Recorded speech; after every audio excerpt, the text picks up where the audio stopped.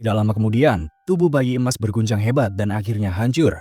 Kehilangan bangkai Mayuri secara tiba-tiba mengejutkan beberapa orang, meskipun Urahara meyakinkan mereka bahwa Mayuri akan baik-baik saja. Masalah utama mereka saat ini adalah banyaknya rekan yang hilang selama perjalanan. Sementara getaran Reiatsu terasa dari jarak jauh. Shinji merasa situasi ini merepotkan karena mereka tidak tahu dari mana musuh menyerang, sehingga lambat bergerak hanya akan menguntungkan lawan. Di sisi lain, Lil baru menyadari para Shinigami mulai ketakutan karena tidak tahu arah serangannya. Satu persatu Shinigami menghilang akibat serangan jarak jauh dari Lil. Kyoraku mengakui bahwa pihak mereka mengalami kerugian besar tanpa memahami kekuatan musuh. Dan menyebut bahwa hanya orang bodoh yang tidak merasa takut dalam situasi ini. Ketika Kyoraku berhenti untuk bersiap melawan, Lil baru menyindir bahwa tim sehebat apapun bisa hancur karena tindakan bodoh satu orang. Bersamaan dengan kondisi Kyoraku yang sekarat, Lil merasa telah menang. Tetapi tiba-tiba, dia mendengar sebuah lirik lagu. Tanpa diduga, Kyoraku muncul di belakangnya dan berhasil menyerangnya. Kyoraku memuji Lil Baro atas refleksnya yang cepat menghindari serangan, meski dia telah berhasil menghancurkan senjata Baro dan bersiap mengincar nyawanya. Di sisi lain, Baro bingung dan bertanya-tanya bagaimana Kyoraku bisa muncul di belakangnya tanpa dia sadari. Melihat kebingungan Baro, Kyoraku bertanya apakah Baro pernah bermain permainan boneka Daruma terjatuh. Namun, karena Baro tidak mengenalnya, Kyoraku menyadari perbedaan budaya di antara mereka. Kyoraku kemudian memuji Nanao karena mampu mengikuti pergerakannya. Meskipun Nanao merasa itu bukan pujian. Saat Kyoraku meminta Nanao menjauh karena Baro berbahaya, Nanao menolak dan mengingatkan agar Kyoraku tidak mati sebelum dia kembali. Sambil bercanda bahwa dia akan mencukur bulu dada Kyoraku jika melanggar.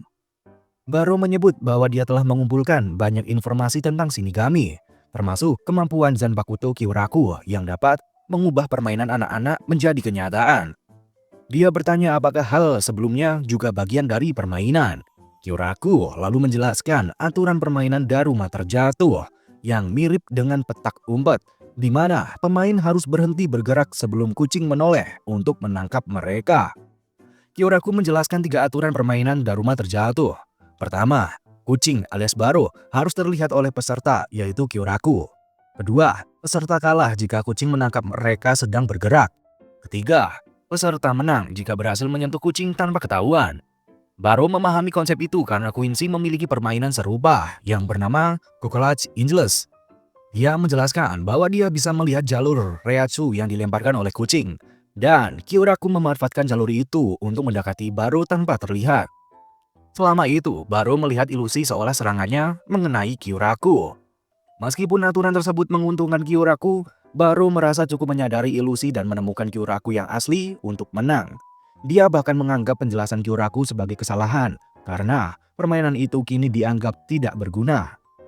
Namun, Kyoraku menegaskan bahwa ketika musuh memahami aturan permainan, justru permainan baru dimulai. Dia juga mengungkapkan bahwa tubuhnya yang terlihat kaku sebelumnya bukanlah ilusi, melainkan teknik membekukan Reiatsu agar Baro salah mengira. Di sisi lain, Nanao meminta para Shinigami lain untuk segera pergi. Shinigami langsung bergerak karena dia percaya pada Kyoraku dan merasa mereka harus bergegas. Pertarungan antara Kyoraku dan Baro dimulai dengan Kyoraku menggunakan teknik Kakeoni. Baro berhasil menghindar, membuat Kyoraku memujinya. Baro dengan sombong mengatakan bahwa dia mudah melakukannya karena Quincy memiliki semua informasi tentang Shinigami. Sementara Kyoraku belum memahami kemampuannya. Baro menegaskan bahwa dia tidak tertarik pada pertarungan yang adil, dan bahkan jika dia menjelaskan kemampuannya, Kyoraku tetap tidak akan menang. Baro kemudian mengungkapkan kemampuannya sebagai Stand Ritter X dengan X-Axis yang memungkinkan serangannya menembus segalanya, membuat upaya menghindar sia-sia. Ketika Baro melubangi Kyoraku, Kyoraku menjelaskan bahwa Baro hanya menembak bayangannya menggunakan teknik Kageokuri, permainan bayangan yang memanfaatkan Reikaku alias indera keenam untuk mendeteksi Reiatsu. Kyoraku menyatakan bahwa dalam permainan anak-anak, Baro tidak akan tahu kapan permainan dimulai, dan begitu masuk, dia tidak bisa keluar hingga kalah atau mati. Baro mengejek Kyoraku karena berpikir bisa menang dengan mendekat. Tetapi Kyoraku dengan percaya diri menyatakan bahwa dia telah menebas Baro. Baro di sini menjauh dan memunculkan kembali senjatanya, sebuah diagram pistol berbentuk busur khas Quincy. Meskipun pistolnya dihancurkan, Baro tetap dapat menciptakan kembali senjatanya menggunakan Reishi di sekitarnya. Bahkan dengan senjata yang dipotong, Baro masih mampu melawan dan membentuk busur baru. Di tengah pertempuran, Kyoraku tiba-tiba berpindah ke belakang Baro dan menyerangnya. Dia menjelaskan bahwa jika Baro mengalihkan pandangan atau melirik bayangan meskipun sedikit, yang akan tersisa hanyalah siluetnya. Dengan strategi itu, Kyoraku berhasil menusuk Baro. Namun, Baro membuka mata kirinya dan mengatakan situasi menjadi serius. Dia menjelaskan bahwa ketika menggunakan kekuatan X-axis dengan kedua mata terbuka, dia dapat membuka tembakannya menembus musuh. Sementara tubuhnya tidak bisa disentuh serangan apapun. Menurut Kyoraku, ketika Baro membuka kedua matanya, semua logika dan aturan di dunia ini tidak akan berlaku. Bahkan tidak ada senjata yang bisa membunuhnya. Baro juga menyebut bahwa mata kirinya hanya dibuka dalam situasi kritis, karena membukanya terus-menerus dianggap tidak adil bagi lawannya. Dengan nada bercanda, Kyoraku menyuruh Baro menutup mata kirinya lagi, tetapi Baro menjelaskan prinsipnya. Jika dia telah membuka matanya 3 kali, maka dia diizinkan terus menggunakannya. Dia juga mengungkapkan bahwa dia adalah Quincy pertama yang diberkahi kekuatan oleh Yuava, menjadikannya karya terbaik sang Raja Quincy dan pria yang paling dekat dengan kekuatan dewa. Kesal karena Kyoraku membuatnya membuka mata 3 kali, Baro mengaktifkan kekuatan full static-nya, berevolusi ke wujud baru bernama Jilil. Dalam bentuk ini, Baro menyerang Kyoraku dengan serangan tidak terlihat, melubangi tubuhnya dan membuatnya terdiam tanpa bisa melawan. Kyoraku terlihat melarikan diri dan bersembunyi dari Baro, yang telah berubah menjadi makhluk dengan wujud yang aneh. Meski terluka parah, Kyoraku merasa lega berhasil menjauhi dari Baro, meskipun menyadari bahwa kekuatan Baro yang hampir mendekati dewa membuatnya sangat kesulitan. Dia bahkan berpikir lebih mudah jika dirinya mati saja di sana, tetapi memilih tetap bertahan. Saat ini, tanpa Nanao di sisinya, Kyoraku tidak punya siapapun untuk diajak berbicara. Sementara itu, Baro terus menghujani Kyoraku dengan tembakan, bahkan memuji kemampuannya bertahan meski terluka parah. Namun, Baro yakin tidak akan kesulitan mengejarnya. Di tempat lain, Askin sedang bertarung melawan Ichigo dan mengeluh karena racun Reishi-nya tidak mempan. Dia mengisyaratkan akan mengganti resep, membuat Ichigo bertanya. Namun Askin hanya menjawab dengan ancaman sambil memegang gift ball. Kembali ke Kyoraku, dia terlihat frustasi karena serangannya sama sekali tidak mempan melawan Baro. Di sini dia terdesak, Kyoraku kabur hingga kembali ke lokasi awalnya di Istana Raja Roh. Merasa yakin bahwa rekan-rekan Shinigami lainnya sudah cukup jauh darinya. Saat Nanao menyusulnya, Kyoraku meminta maaf jika dia terkena dampak serangan besar yang akan dia lakukan, mengisyaratkan bahwa dia akan melancarkan serangan dalam skala besar untuk menghadapi Baro. Karena situasi mendesak, Kyoraku memutuskan menggunakan teknik andalannya, yaitu Bankai.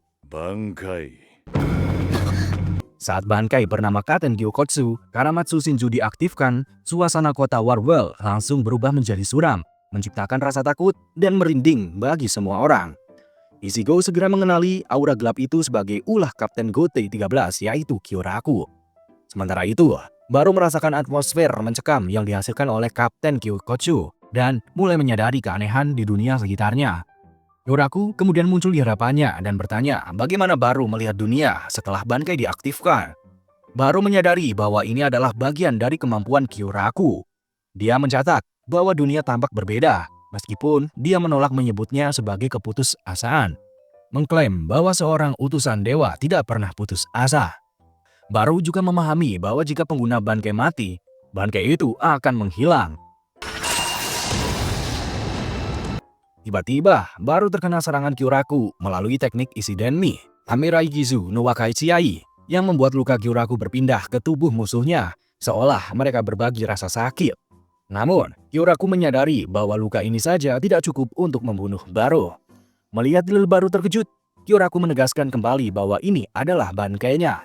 Dia lalu melanjutkan ke tahap kedua, Lidami Zaki no Shitone, di mana musuh yang merasa menyesal atas perbuatannya akan tersiksa oleh rasa bersalah hingga terserang penyakit yang tidak bisa disembuhkan.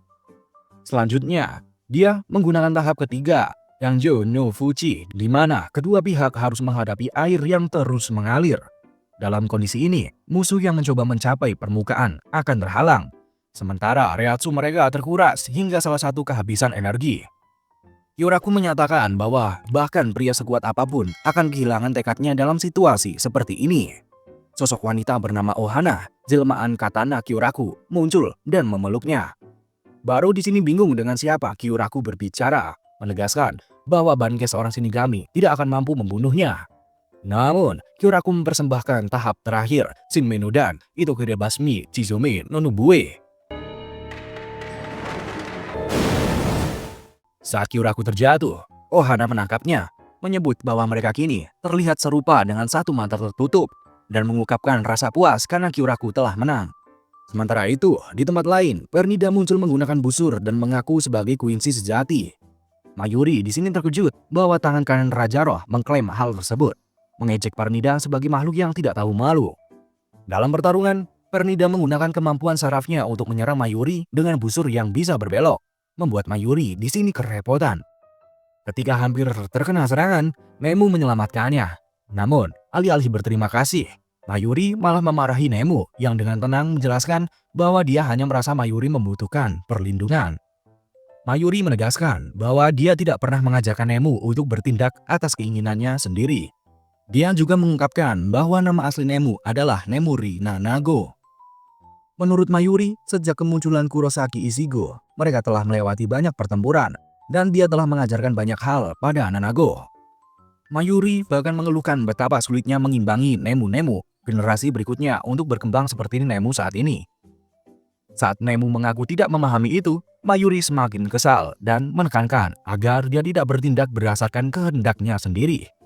Nemu kemudian mengingat masa lalunya ketika pertama kali membuka mata dan dipanggil Nanago nomor 7 oleh Mayuri, yang membuatnya sangat senang. Kembali ke masa kini, Nemu memberikan Hojikuzai, obat ciptaan Mayuri, yang mampu menumbuhkan kembali bagian tubuh yang terpotong, termasuk tubuh Nemu sendiri. Setelah itu, Mayuri melanjutkan serangan terhadap Pernida sambil mengungkap strateginya. Sementara Mayuri memancing perhatian musuh, Nemu di sini bertugas menyebarkan racun pada busur panah yang jatuh, sehingga mereka tidak lagi aktif. Racun tersebut dirancang untuk melumpuhkan organ-organ saraf Pernida.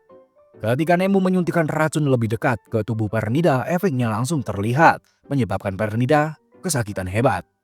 Pernida memutus salah satu jarinya yang terinfeksi racun, dan mulai berbicara seperti Zaraki. Membuat Mayuri sadar bahwa Pernida berevolusi setiap kali sarafnya bersentuhan dengan orang lain. Evolusi menuju level Zaraki menjadi ancaman besar bagi Mayuri. Saat serangan mendekat, Nemu mengingat masa lalunya ketika dia merasa canggung karena Mayuri memanggilnya Nemu, bukan Nanago. Mayuri kemudian menjelaskan tentang proyek jiwa artifisial alias Nemuri. Dari Nemuri 1 hingga 3 semuanya gagal. Dan Nemuri ke-6 hanya bertahan 2 tahun sebelum mati akibat sel tubuhnya tidak dapat membelah.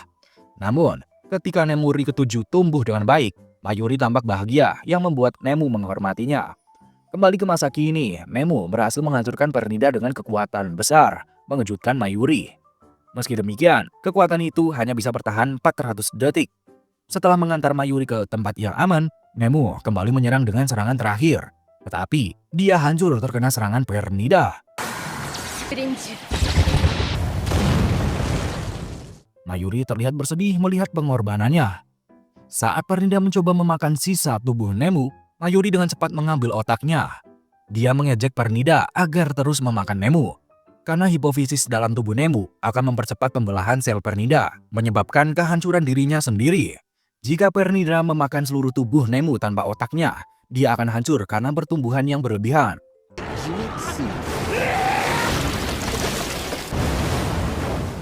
Saat Mayuri berusaha pergi, dia terjatuh karena kakinya terpelintir akibat syaraf Pernida yang tersisa.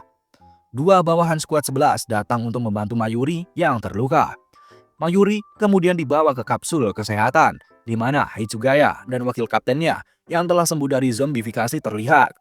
Hitsugaya berterima kasih pada Mayuri atas penyelamatannya.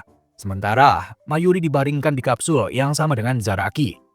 Ikaku dan Yumichika juga mengucapkan terima kasih karena Mayuri telah menyelamatkan kapten mereka. Namun, Mayuri mengabaikan rasa terima kasih itu, lebih fokus pada keberhasilan eksperimennya yang menciptakan jiwa yang berkembang dari ketiadaan. Dia merasa lebih unggul dari Urahara. Sementara itu, kelompok pembelot yang dipimpin Besbi tiba di istana dan segera dikepung oleh pasukan Quincy. Besbi memanggil para zombinya untuk melawan. Di sisi lain, Oswald merasa heran karena dirinya berada di tempat bernama Ends As dan memerintahkan bawahannya untuk mengintai Ishida. Namun, mereka malah diserang oleh api yang dikeluarkan oleh Besbi yang berniat membunuh Haswal.